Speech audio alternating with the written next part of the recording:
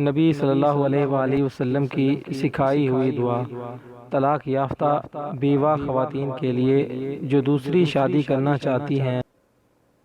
ناظرین، جو دعا ہم آپ کو بتانے جا رہے ہیں اس سے پہلے یہ آپ کو بتاتے چلیں کہ یہ دعا کسی بھی نقصان کی صورت میں پڑھی جا سکتی ہے۔ اس دعا کے پڑھنے سے یہ ہوگا کہ آپ کا جو بھی نقصان ہوا ہوگا آپ کو اس سے بہتر اس کا متبادل ملے گا۔ ام سلمہ رضی اللہ تعالی عنہ کے پہلے شوہر ابو سلمہ رضی اللہ تعالی عنہ کا جب انتقال ہوا تو حضور صلی اللہ علیہ وآلہ وسلم نے ام سلمہ رضی اللہ تعالی عنہ کو یہ دعا سکھائی اور فرمایا کہ جس کا نقصان ہو جائے اور وہ یہ دعا پڑھے تو اللہ تعالیٰ اس کو اس چیز سے بہتر عطا فرمائے گا۔ ام سلمہ رضی اللہ تعالی عنہ فرماتی ہیں کہ میں اپنے دل میں سوچ رہی تھی کہ ابو سلمہ رضی اللہ تعالی عنہ سے بہتر خاوند مجھ کو اور کون مل سکتا ہے۔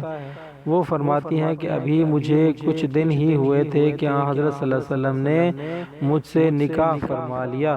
اس وقت مجھے معلوم ہوا کہ یہ اس دعا کی برکت ہے جس کا ظہور اب ہوا ہے۔ جن خواتین کو طلاق ہو چکی ہو یا جو بیوہ ہوں تو وہ اس دعا کو پڑھیں۔ اللہ تعالیٰ اپنے نبی کریم صلی اللہ علیہ وسلم کے صدقے میں آپ کا بھی ایسا بندوبست فرمائے گا جو ہم انسانوں کی سوچ سے بھی باہر ہوگا۔